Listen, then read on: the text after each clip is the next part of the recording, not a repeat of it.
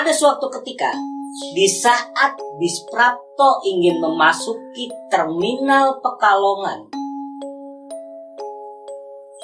Prapto mendengar jeritan dari luar. Pak Prapto bermimpi dengan seseorang yang tanpa kepala. Suara itu pun berkata, "Di mana kepalaku? Di mana kepalaku?" Karena mimpi yang menakutkan, akhirnya Pak Prapto pun terbangun dari tidurnya. Dan Pak Prapto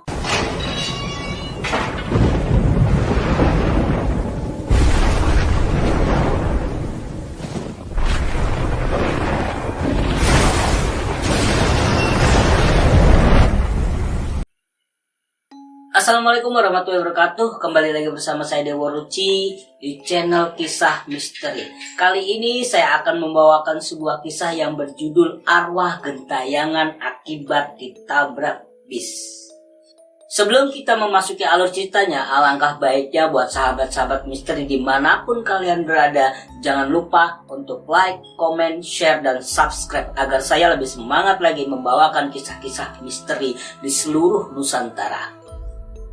Langsung saja kita memasuki alur ceritanya. Cerita ini berawal dari Prapto. Prapto itu sendiri adalah seseorang supir bis.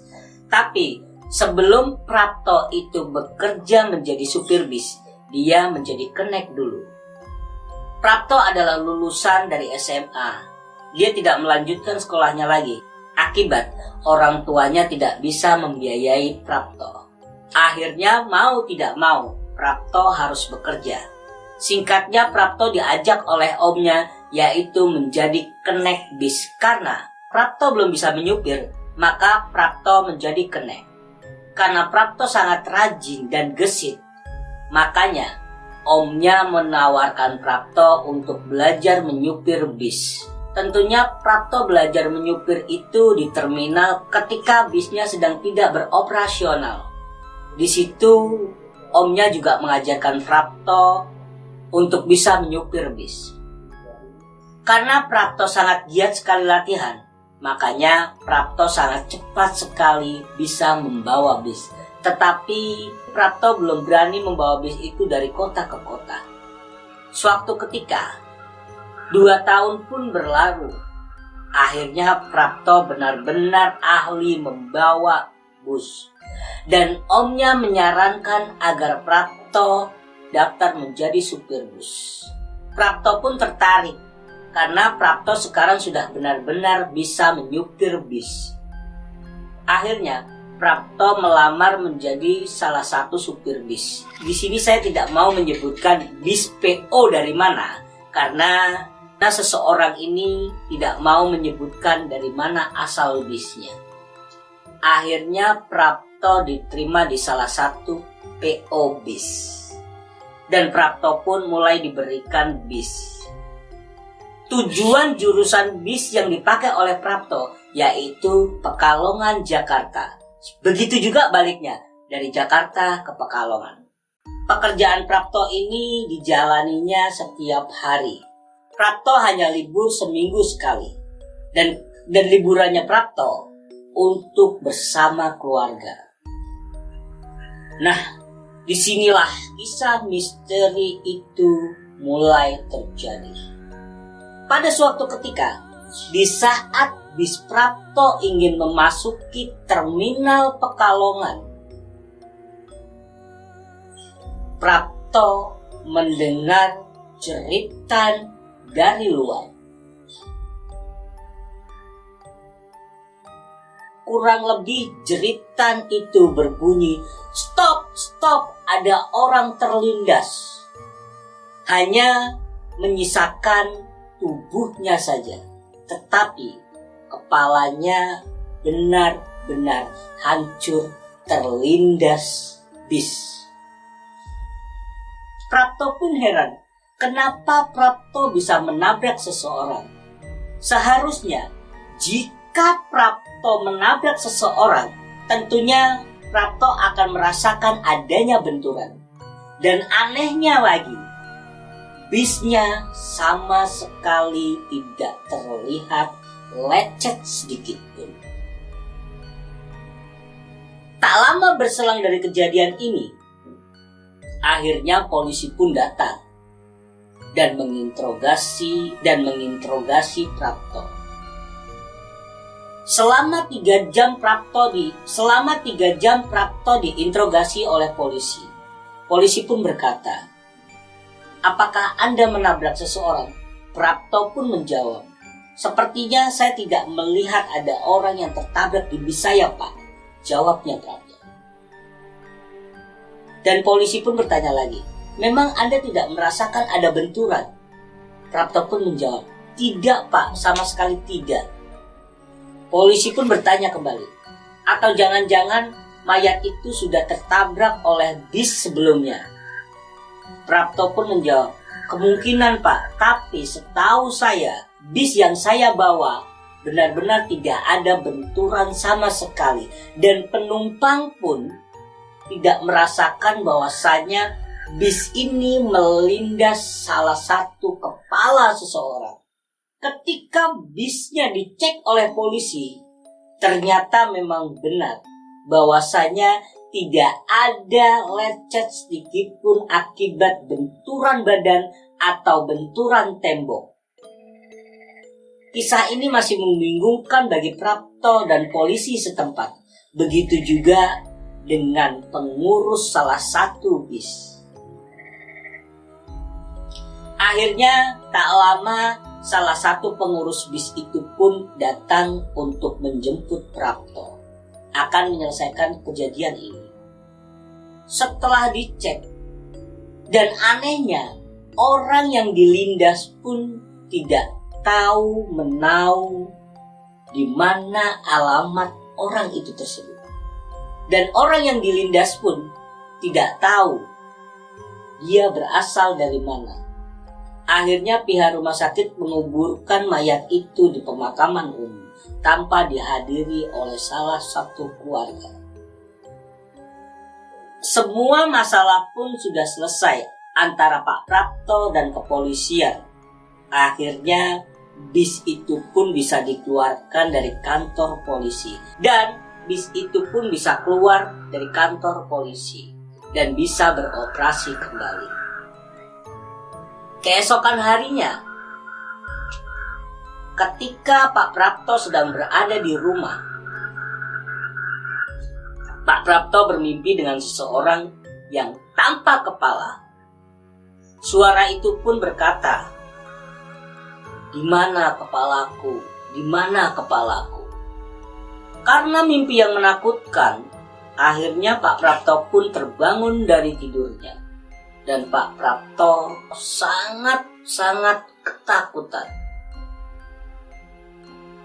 Apakah mungkin dalam mimpi itu adalah seseorang yang ditabrak oleh Pak Prapto? Di keesokan harinya, Pak Prapto pun mulai bekerja kembali. Tentunya Pak Prapto membawa bis yang bekas melindas kepala seseorang. Tetapi bis itu sekarang menjadi sepi. Entah apa sebabnya. Konon kabarnya, bis itu sering mengeluarkan bau aroma yang sangat amis. Bau itu seperti darah segar. Tidak hanya itu, di saat bis itu sedang tidak beroperasi, bis itu pun terkadang nyala sendiri. Padahal bis itu dalam keadaan mati.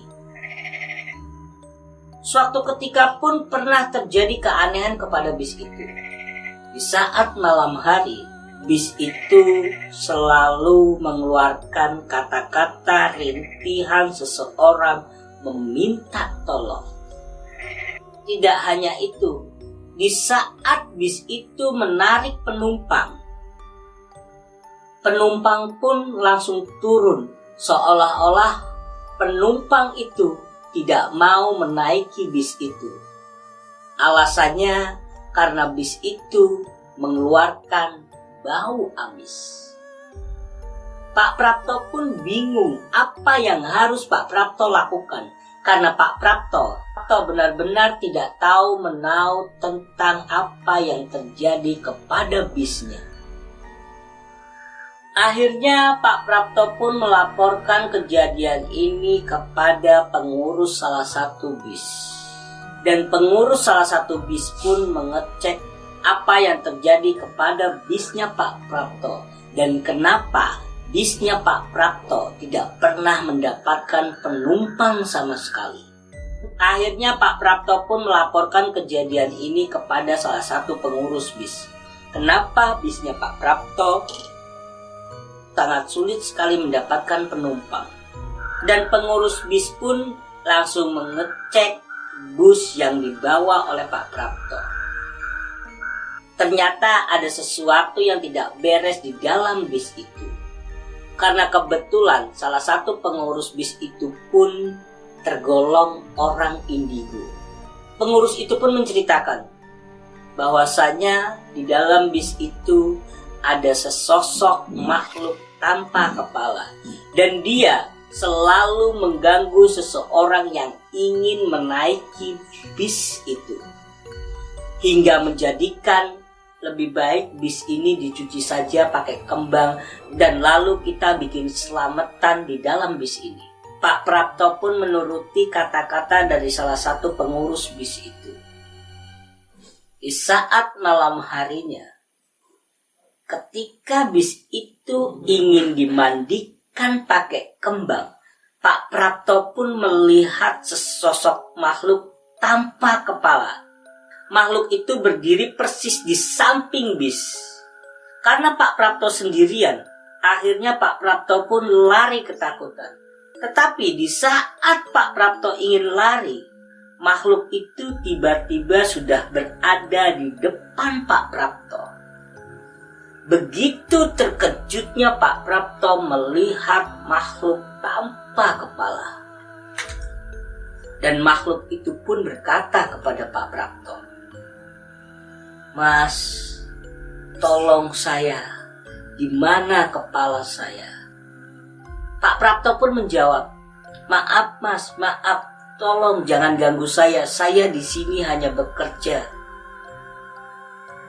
Makhluk tanpa kepala itu pun berkata, "Mas, tolong doakan saya agar arwah saya tenang." Pak Prapto pun berkata, "Baik Mas, baik, saya akan sesegera mungkin membuat selamatan untuk Mas." Mendengar kata itu, makhluk itu pun lalu tidak nampak lagi. Dan Pak Prapto pun melanjutkan menyuci bisnya dengan kembang. Setelah semuanya selesai, Pak Prapto dibuat terkejut kembali karena air bekas cucian bis itu terlihat darah di bawah ban bis. Pak Prapto benar-benar melihat dengan kepala matanya sendiri. Karena Pak Prapto tidak mau terjadi sesuatu yang bisa menyelakakan nyawa Pak Prapto. Akhirnya Pak Prapto pun meninggalkan bis itu. Keesokan harinya pun pengurus bis dan Pak Prapto berserta dengan supir-supir lainnya melakukan doa bersama di dalam bis itu. Ketika acara doa bersama sudah selesai diadakan di dalam bis itu, Pak Prapto pun izin untuk pulang. Lalu sesampainya di rumah, Pak Prapto pun langsung tidur. Di dalam mimpi Pak Prapto, ada seseorang yang mengucapkan sesuatu kepada Pak Prapto. Dan dia berkata, "Pak, terima kasih sudah mau mengirimkan doa untuk saya. Sekarang saya tidak akan mengganggu bis Bapak lagi." Kurang lebihnya seperti itu mimpi yang dialami oleh Pak Prapto. Setelah kejadian itu, bis itu pun sekarang sudah bisa kembali beroperasi. Dan tidak ada lagi penumpang yang tiba-tiba turun, entah apa sebabnya. Tetapi sampai saat ini polisi dan pengurus bis pun masih bingung. Apakah mayat itu benar-benar ditabrak oleh bis yang dibawa oleh Pak Prapto? Atau jangan-jangan mayat itu sebelumnya sudah tertabrak oleh bis yang lainnya. Itulah kisah yang saya bawakan pada kesempatan kali ini. Jika ada salah dalam bicara, maka saya benar-benar minta maaf. Dan saya ingin mengucapkan pamit undur diri. Assalamualaikum.